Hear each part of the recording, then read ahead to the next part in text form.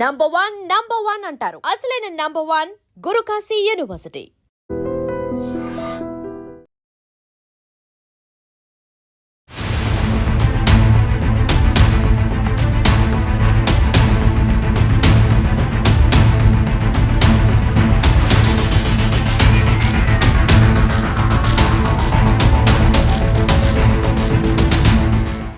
Big breaking. Actually మహానగరంలో ఎవరు కూడా ఊహించి ఉండరు. జస్ట్ జ్యువెలరీ షాప్ ఓపెన్ అయింది అంతే. అది ఖజానా జ్యువెలరీకి సంబంధించిన షాప్. ఇది చందానగర్లో ఉంది. అయితే పొద్దున షాప్ ఓపెన్ చేసిన కొద్దిసేపటికే కొంతమంది దుండగులు లోపలికి ప్రవేశించడమే కాకుండా తుపాకులు ఎక్కుపెట్టారు. తుపాకులతో బెదిరింపులకు దిగినటువంటి సిచ్యువేషన్.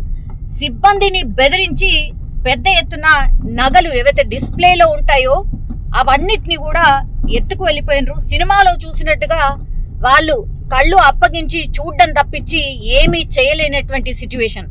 సో ఒక్కసారిగా దుండగులు షాప్ లోపలికి ఎంటర్ అవ్వడం, ఆ తర్వాత కాల్పులు స్టార్ట్ చేయడం, దెన్ అంటే బెదిరించడం, ఇవన్నీ కూడా విత్ ఇన్ 1 or 2 minutes లోనే జరిగిపోయింది. అండ్ ఈ షాప్ డిప్యూటీ మేనేజర్, అంటే జ్యువెలరీకి సంబంధించిన షాప్ కాబట్టి ఇక్కడ మేనేజర్స్ కూడా పెద్ద ఎత్తున ఉంటారు కాబట్టి డిప్యూటీ మేనేజర్ ఎవరైతే ఉన్నారో ఆయన కొంత ఈ దుండగులను ఎదిరించే ప్రయత్నం చేయడం, దీంతో ఆ దుండగులు కాళ్లపై 2 రౌండ్ల కాల్పులు కూడా జరిపినరు. ఆ దాడిలో ఆయనకి తీవ్ర గాయాలు కూడా అయినట్టు మనకున్నటువంటి సమాచారం. And CC cameras very common అయిపోయాయి. సీసీ కెమెరాస్ ఏవైతే ఉంటాయో షాప్ లో, ఆ సీసీ కెమెరాల పైన కూడా వీళ్ళు దుండగులు కాల్పులు జరిపారు.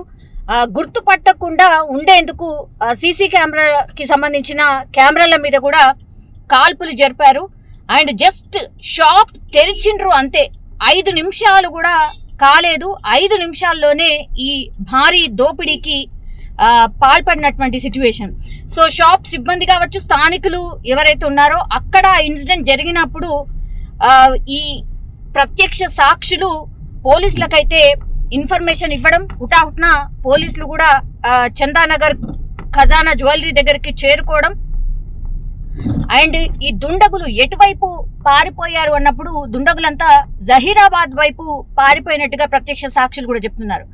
సో ఈ సరిహద్దు ప్రాంతాలు ఏవైతే ఉంటాయో వాటన్నిటిని కూడా పోలీసులు వెంటనే హై అలర్ట్ చేశారు. అండ్ వెంటనే 10 ప్రత్యేక బృందాలని కూడా ఏర్పాటు చేశారు.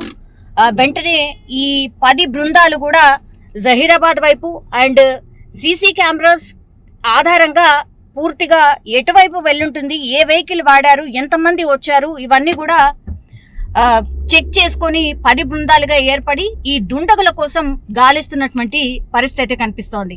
అయితే గతంలో కూడా కేపీహెచ్పిలో ఇట్లాంటిదే దోపిడీ జరిగింది.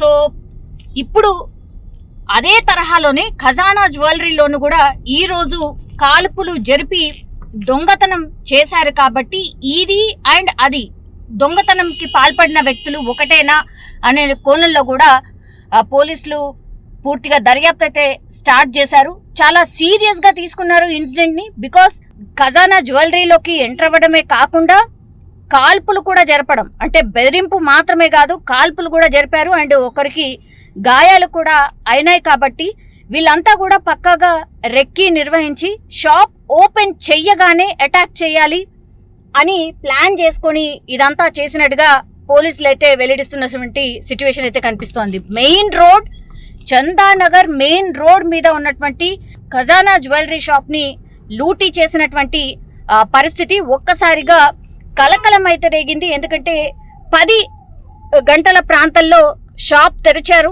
తెరిచిన వెంటనే ఈ దోపిడీ జరగడంతో వెంటనే పోలీసులు రావడం, ఆ తర్వాత ఈ దుండగుల కోసం వేటనైతే స్టార్ట్ చేసినటువంటి సిచ్యువేషన్ అయితే కనిపిస్తోంది. మీటింగ్ లో ఉన్నాం మేము. మీటింగ్ చెప్పుకుంటున్నాము, నిన్న డే సేల్ ఎలా జరిగింది, ఏం జరిగింది అనే విషయం గురించి డిస్కస్ చేసుకుంటున్నాము. డిస్కస్ చేసుకుంటూ మా సార్ వాళ్ళు ప్రతి రోజు బూస్టప్ ఇస్తారనమాట. ఆ విషయం మాట్లాడుకుంటున్నాము. ఆ మీటింగ్ అయిపోయి ఒక 5 నిమిషాల ముందు 10:40 ఆ టైంలో వాళ్ళు వచ్చారు అనమాట. మేము నార్మల్గా కస్టమర్స్ వస్తారు కదా అని అలా అనుకున్నాము. ప్రతి ఒక్కరు మాస్క్ వేసుకొని వచ్చారు. రాగానే మేము అందరం కస్టమర్స్ అనుకున్నాము, కానీ వాళ్ళు రావడమే మా మేనేజర్ సార్ని ఇక్కడ తొడపైన కాల్చడంతో అప్పుడు మేము అందరం భయపడిపోయినాము. ప్రతి ఒక్కరికి చిన్న చిన్న పిల్లలు ఉన్నారు, ఇప్పుడే కెరీర్ స్టార్ట్ చేసి యంగ్స్టర్స్ ఉన్నారు. ప్రతి ఒక్కరం అయితే ఇంకా ఈ రోజే లాస్ట్ డే అనే విధంగా ఈ రోజు అనిపించింది మాకు. ఎంతమంది వచ్చారు? 7 to 8 మెంబర్స్ వచ్చారు. ప్రతి ఒక్కరికి డబల్ షర్ట్స్ ఉన్నాయి. ఒక్కడే బయట తిరుగుతుంటే మిగతా వాళ్ళందరూ ఎక్కడ ఉన్నారో తెలీదు, సడన్ గా వచ్చేసారు. ప్రతి ఒక్కరి దగ్గర పిస్టల్ ఉంది. 6 to 7 మెంబర్స్ ఉన్నారు. అన్నారా వాళ్ళు లోపలికి వచ్చామని అన్నారా? కొట్టిర్రు మేనేజర్ కోసం. ఇంకా మేనేజర్ ఎక్కడున్నాడు, 2 సేఫ్టీస్ ఉంటాయి అనమాట. మేనేజర్ ఇంకా రాలేదు, ఎక్కడున్నాడు అని అందరిని కొట్టిర్రు. ఆ విషయంలోనే షూటింగ్ కూడా జరిగింది సార్ మా మేనేజర్ సార్కి.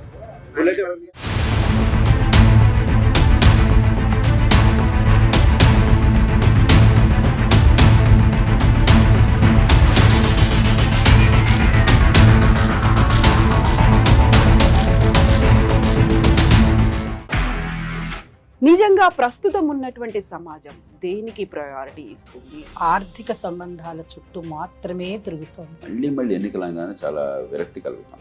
మంచి అనిపిస్తుంది కదా, లేడీస్ కూడా ఛాలెంజింగ్ జాబ్స్ చేసినప్పుడు చాలా బాగుంటది. ట్రాఫిక్ అసిస్టెంట్స్ గా నియమించిన ట్రాన్స్జెండర్స్ అందరితో సాల్యూట్ చేయించుకుంటున్నారు. ఫుడ్ డెలివరీ ఇవ్వటానికి వెళ్ళినటువంటి డెలివరీ బాయ్ అనిల్ పై కళ్ళ ముందు